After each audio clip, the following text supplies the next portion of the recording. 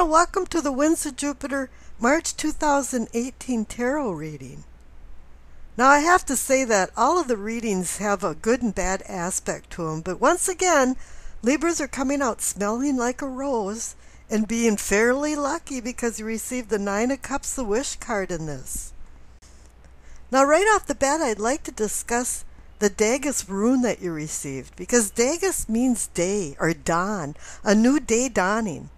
And it indicates a point of balance between night and day, the mysteries of the day world of light and the night world of darkness. It can also indicate a divine guidance. Now the overall energy card of your reading is the Hanged Man.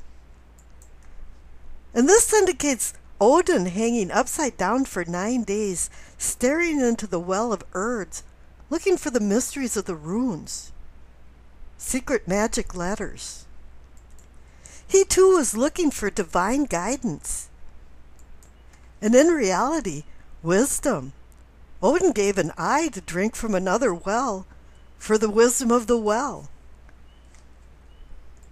So now this is indicating that you're looking for wisdom for the next direction in your life, because you received the Fool card not once but twice. But it's saying here that for you to wrap up things into completion, to a ending, a new beginning, there's going to be some sacrifices involved in it. Odin sacrificed himself to himself, and actually in the legend had died and come back to life for the wisdom of the runes. And so it's saying here that there is going to be some sort of sacrifice involved in this. Maybe it's just cut your losses and move on. And maybe it's just as simple as being willing to compromise and give a little now to get a lot down the road. But this is time to contemplate and evaluate and think things over. It's not time to rush into things. You're heading towards some rebirth or big changes, and now decisions to make with these changes. Now the cards on the left, for what you know, receive the King of Swords and the Fool card. Now the King of Swords is just a minor arcana version of the Emperor. He's there to bring in structure, logic,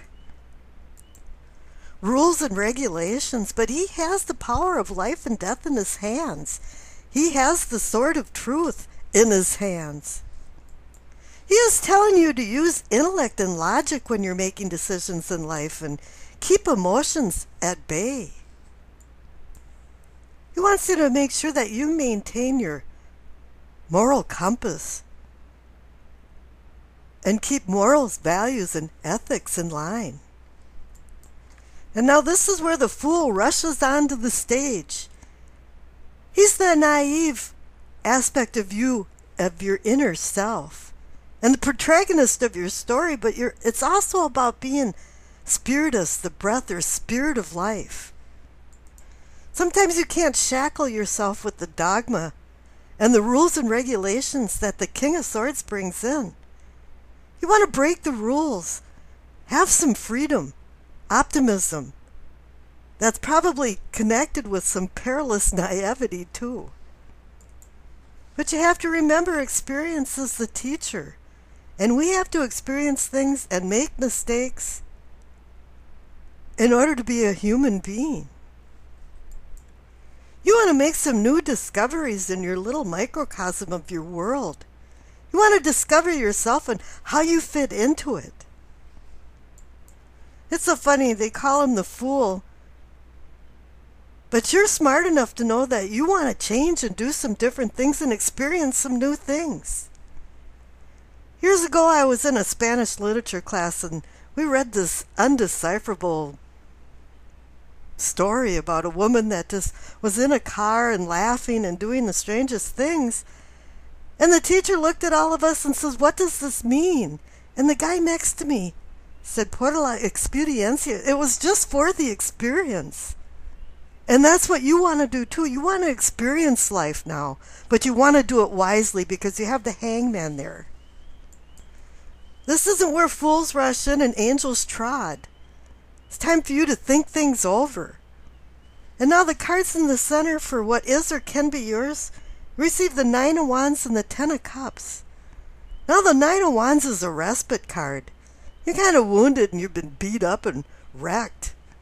But you're getting to the last lap of wherever you're going and your goals. And you're ready to leap over the finish line.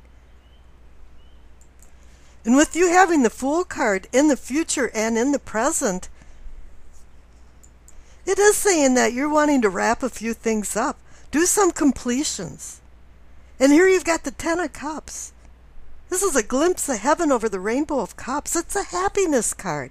It's a card that requires simplicity, the simplicity of the Fool to bring happiness and joy into your life. The Nine of Wands is saying to have the perseverance to complete things. And complete them appropriately. Wrap things up.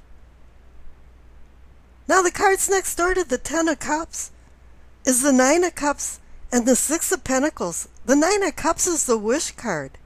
Now this can be just kind of one big wish that you had or a bunch of little small ones put together.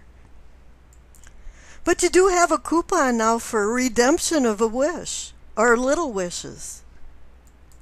Here you went from the Nine of Wands of almost completion and ready to leap over the finish line to now the Nine of Cups. A more accomplished card.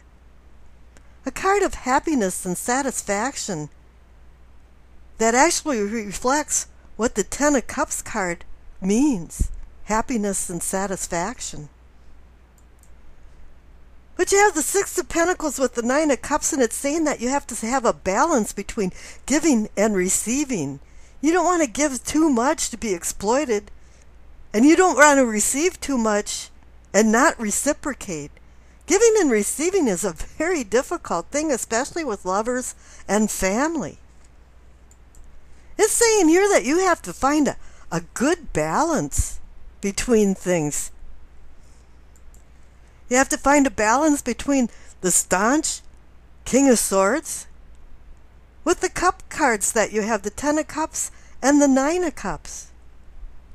You have to find the wisdom to find this balance. Now the future cards are the Five of Cups, Strength, and the Fool card. The Five of Cups card is about the cup half empty instead of half full. And it's saying here in the future, you're living in the past, which is a paradox in itself, a conundrum. Living in the past can bring depression. And definitely this guy on this card is depressed. And there's always a bridge behind the guy in these cards. And that's stating that you have to go from the past over the bridge to the present in order to have a future. Living in the present brings peace. Living for the future brings anxiety. So make sure you set yourself back to where you're living at the very moment in your life. And the Strength card is saying that. It's between courage and fear. Do you fear the past? The past can fear you. Now it's time to have the courage to overcome the past. Live in the present. And just look forward to the future. Because the Fool card is the card that is looking to the future. And I wish you acceptance, peace, and happiness.